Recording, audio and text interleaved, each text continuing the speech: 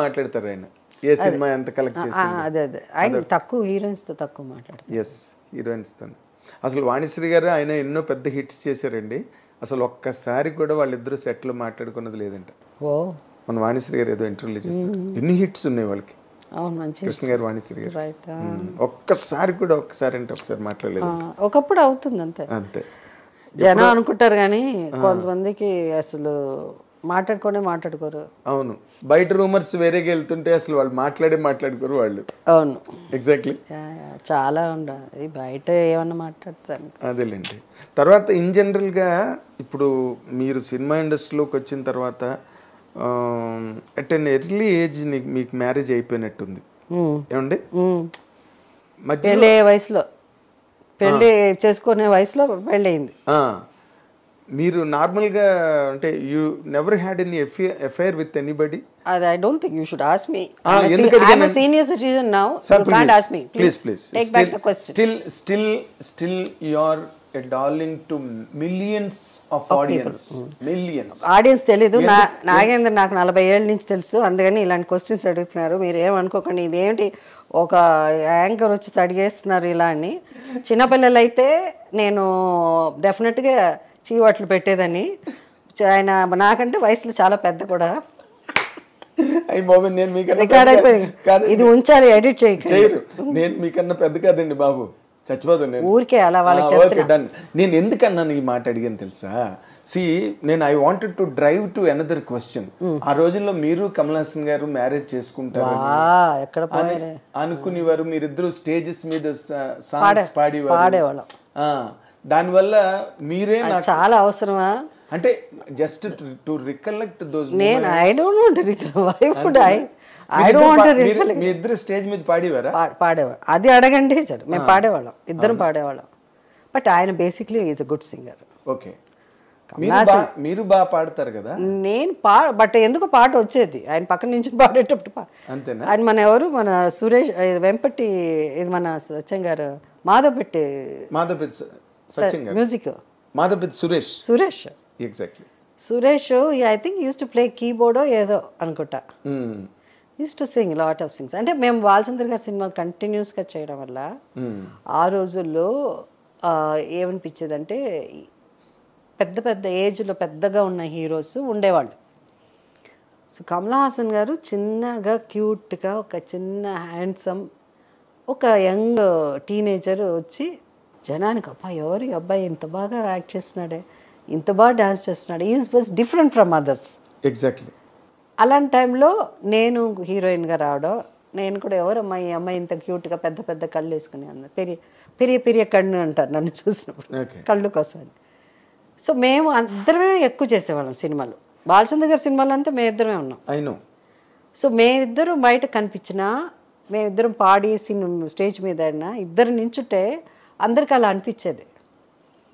ఇది సహజ నటి నాకు ఎలాగ ఇచ్చారో జర్నలిస్టులు, ఆ రోజులో అందరూ వీళ్ళిద్దరు జంటగా ఉంటే బాగుంటుంది, ముద్దు పేరు నల్లారుకున్నాం అట్లా అనుకునేవారు. అప్పుడు తమిళ పేపర్లో కూడా 1-2 పేపర్లో రాశారంట. అబ్బా, కుముదము పేపర్లో రాశారంట. నేను అప్పుడు మెడ్రాస్ లో వచ్చిన చాలా ఏదో ఉండకపోతే చూడరు కదా. ఎగ్జాక్ట్లీ. సోషల్ మీడియాలో అందుకే ఏం తెలుసా, అందుకే అందరు అంటారు ఏమన్నా మీరు ఇంటర్వ్యూస్ ఇవ్వకండి, ఇలా ఇంటికి వస్తారు మాట్లాడతారు, ఇవన్నీ ఎడిట్ చేయకుండా పెట్టండి. అప్పుడే సోషల్ మీడియా అన్ఎడిటెడ్ పెట్టండి. అప్పుడు వీళ్ళంతా ఎప్పుడో పాతది ఎప్పుడో అయిపోయి మర్చిపోయింది, లేకపోతే ఎక్కడో నుంచి జర్నలిస్ట్ గారి పని ఉండదండి, వాళ్ళు అదే వచ్చి అడుగుతారు. మీతో హీరోయిన్స్ అంటే మా సమాధానం కూడా చెప్పారు, అసలు ఇంటర్వ్యూస్ మానేశారు. మీకు విషయం చెప్పిన, మిగతా హీరోయిన్ల దగ్గరికి వెళ్ళి మీరు ఇంటర్వ్యూ ఇచ్చేయండి అడిగే అంత పెద్ద హీరోయిన్స్ ఎవరు లేరు. To be very honest record అక్కర్లేదు. Jayasudha is always a special element in the film industry. ఎందుకంటే ఉన్నది మాట. అందుకే నేను మొట్టమొదటి ఇంట్రడక్షన్ లోనే బోల్డ్ అండ్ బ్యూటిఫుల్ అని చెప్పా ఫస్ట్ నా ఇంట్రడక్షన్ లోనే. ఎందుకంటే వెరీ ఇంప్రెస్డ్. అది లేకపోతే మీరు ఇప్పుడు జయసుధ గారు 50 ఏళ్ళు కంప్లీట్ చేసే హీరోయిన్ ఈ సినిమా ఇండస్ట్రీ మళ్ళీ చూస్తుందండి. Will this industry in any given language will witness another heroine who can complete 50 years of marathon career. I'm honoured, thank you. But అందుకని స్టిల్ అయినా వేరే ఇలా తిరకాసు క్వశ్చన్ అంతా అడిగితే సమాధానం చెప్పండి. ఇందులో తిరకాసు ఏం లేదు. మీరు కమల్ హాసన్తో పాటలు పాడడం నిజం, పాటలు పాడడం నిజం, యాక్ట్ చేయడం నిజం. ఆ రోజుల్లో మీ గురించి మీ ఇద్దరు మ్యారేజ్ చేసుకుంటే బాగుంటుందని అనుకున్న వాళ్ళు మీడియా కూడా ఉన్నది నిజం. మీరు కూడా అనుకున్నారా? నేను అప్పటికి రాలేదు, అప్పటికి రాలేదు నేను. అది ఇంకా టూ ఎర్లీ. ఎవరికి వాళ్ళు పని వాళ్ళ వేరే వేరే స్టేట్స్ లో ఉండి మేము అందరూ. ఇప్పుడు విజయ నిర్మల్ గారును కృష్ణ గారు మ్యారేజ్ చేసుకోవాలని మొట్టమొదటి చెప్పింది రాజ్బాబు గారేనంట. మీ ఇద్దరు మ్యారేజ్ చేసుకుంటే చాలా బాగుంటుందని అంటే విజయ నిర్మల్ గారు చివట్లు కూడా పెట్టారంట రాజ్బాబుని. But that is the thing, same thing happened in the same temple. దేనిలోనైతే వాళ్ళు షూట్ చేశారో, ఏ రోజైతే రాజ్బాబు గారు అన్నారో అదే టెంపుల్లో మ్యారేజ్ అయిందంట కృష్ణ గారికి Vijay. There are certain presidents ఉన్నాయి అక్కడ అని నేను అడగడానికి కూడా కారణం.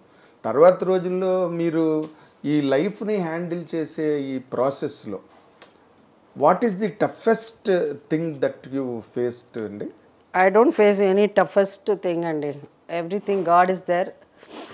But I think I don't want to talk too much about my personal thing because I want to respect my family, and I don't want నా కుటుంబం. నేను మొన్న అనుకుంటా ఉన్నాను అసలు మా వారి గురించి కానీ, మా నాన్నగారి గురించి కానీ, లేదా మా అమ్మగారి గురించి కానీ ఏదో మంచి మాటలు 4 మాట్లాడి ఏదన్నా అంతే తప్ప ఎక్కువ మాట్లాడి వాళ్ళని గురించి మాట్లాడి ఆ సోషల్ మీడియాలో ఉండే కొంత సెటానిక్ పీపుల్ కమెంట్స్ చేసి why do my parents are very good, so I don't need to talk. So it's something, it's my personal, so I don't have to answer my personal life questions. I want to respect them and they are very special.